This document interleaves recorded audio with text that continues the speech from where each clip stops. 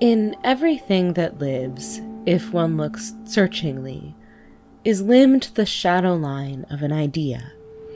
An idea, dead or living, sometimes stronger when dead, with rigid, unswerving lines that mark the living embodiment with the stern, immobile cast of the non-living. Daily we move among these unyielding shadows, less pierceable, more enduring than granite, with the blackness of ages in them, dominating living, changing bodies with dead, unchanging souls. And we meet also living souls dominating dying bodies, living ideas regnant over decay and death. Do not imagine that I speak of human life alone.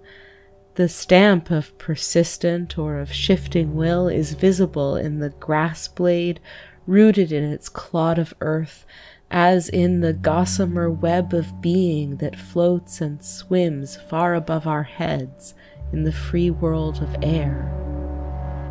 Regnant ideas everywhere. Did you ever see a dead vine bloom? I've seen it. Last summer, I trained some morning glory vines up over a second-story balcony, and every day they blew and curled in the wind, their white, purple-dashed faces winking at the sun, radiant with climbing life. Higher every day the green heads crept, carrying their train of spreading fans waving before the sun-seeking blossoms. Then, all at once, some mischance happened. Some cutworm or some mischievous child tore one vine off below, the finest and most ambitious one, of course. In a few hours the leaves hung limp, the sappy stem wilted and began to wither.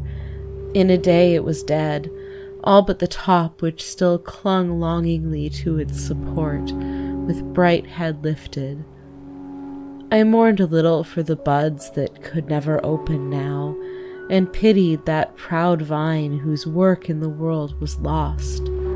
But the next night there was a storm, a heavy driving storm with beating rain and blinding lightning. I rose to watch the flashes, and lo, the wonder of the world. In the blackness of the midnight, in the fury of the wind and rain, the dead vine had flowered. 5 white, moon-faced blossoms blew gaily round the skeleton vine, shining back triumphant at the red lightning.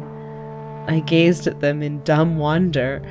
Dear dead vine, whose will had been so strong to bloom in the hour of its sudden cut-off from the feeding earth, it sent the last sap to its blossoms, and, not waiting for the morning, brought them forth in storm and flash as white night glories, which should have been the children of the sun.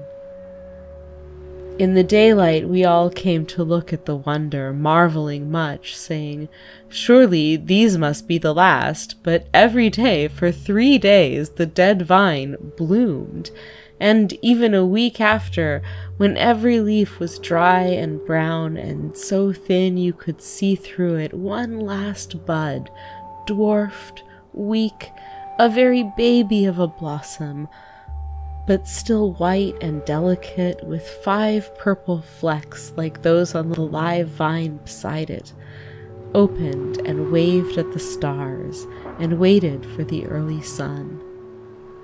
Over death and decay, the dominant idea smiled. The vine was in the world to bloom, to bear white trumpet blossoms dashed with purple, and it held its will beyond death.